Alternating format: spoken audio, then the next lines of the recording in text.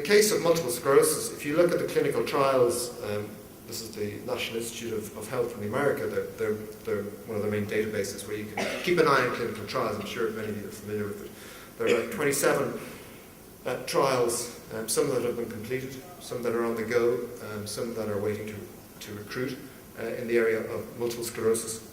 As I've said, a lot of the trials that have been completed are in progression, are about to start, deal with adult stem cells. So what they deal with is because there's such a great infrastructure around the world resulting from how we treat leukemias, that there's a lot of information, there are a lot of drugs that allow us to ablate the immune response in a human. And ablate the immune response after we extract the stem cells from the bone marrow. It's also possible to give some drugs that encourage the immune system to produce stem cells that will give rise to blood cells, white blood cells. So these are the different types of trials that are on the go.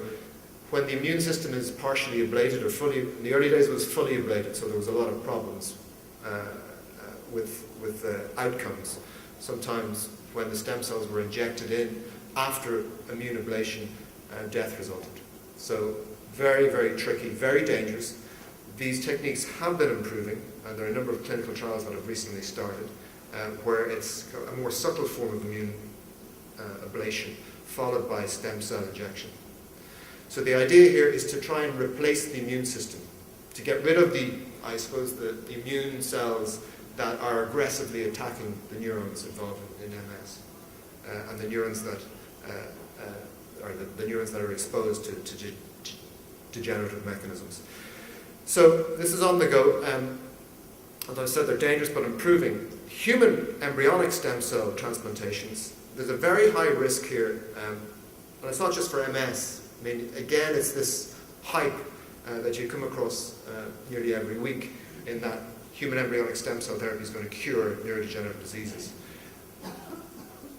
I hope that it is possible in my lifetime, but it's a very, very tricky thing to inject embryonic stem cells into an adult brain or elsewhere in the body and expect them to regenerate tissue is a big ask, especially in things like in the central nervous system, like Alzheimer's disease or Parkinson's disease.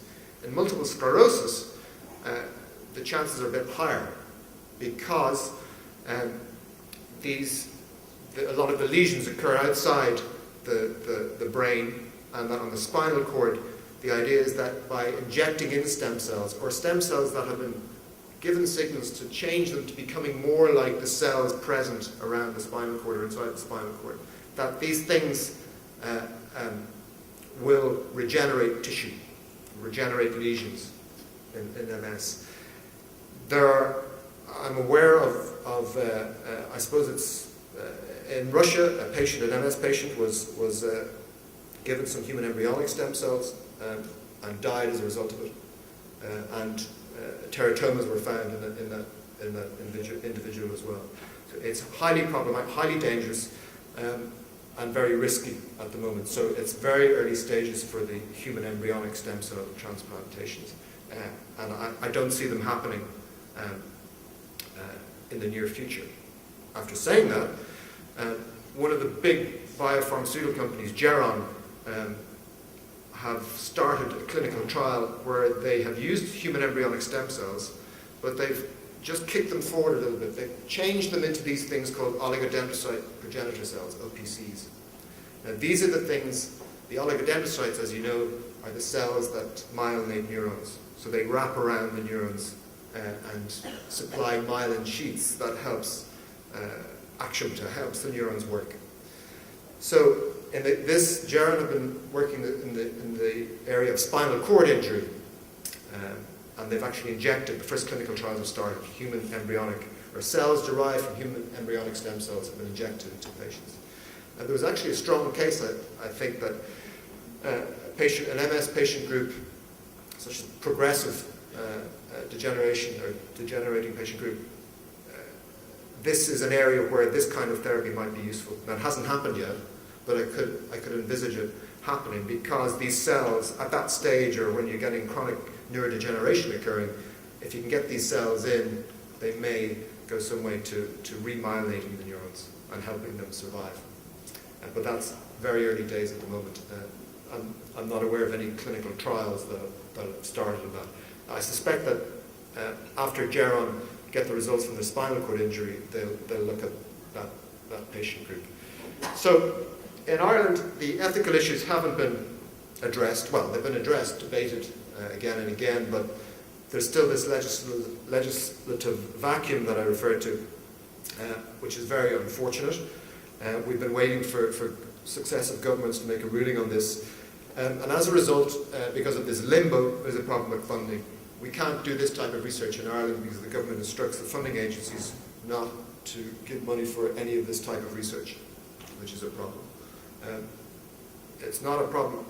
It's a peculiar Irish, I guess, state of affairs in that Irish taxpayer money can be given to the European Union to framework research programs, and that researchers around Europe can use Irish money for this type of research, but that Irish researchers are not allowed to access the money for research.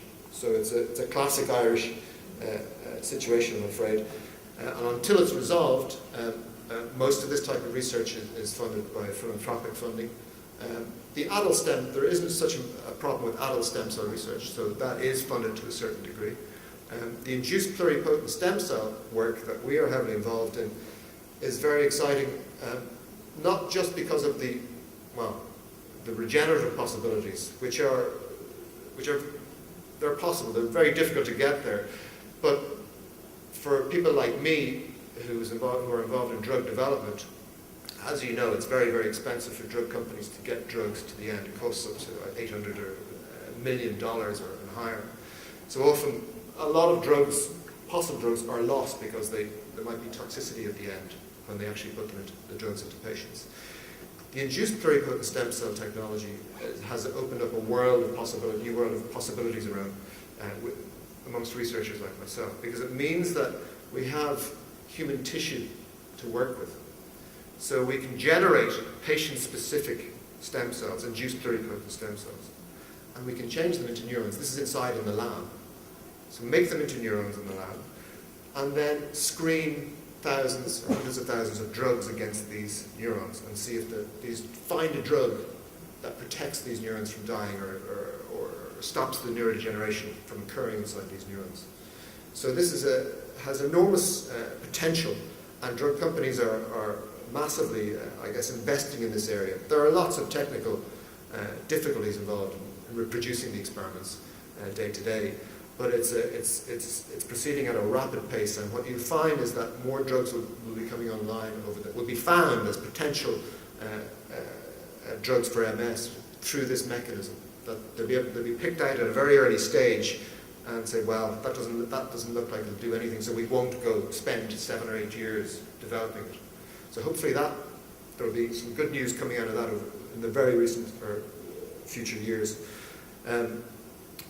For the clinical trials in regenerative medicine in Ireland, we're a bit behind in the sort of regenerative medicine in neuro disorders. There is a clinical trial centre currently being made in St James's Hospital, so my colleagues there hope to have it open within a couple of years. So it will be possible to engage in clinical trials at a more, I suppose, with better infrastructure in Ireland than previously has been. And on that note, I'm very happy to take any questions. Sorry about if there was too much science, but I just wanted to give you a bit of the flavour without going into too much detail. Gavin, I wonder if we can. Are you going to be here?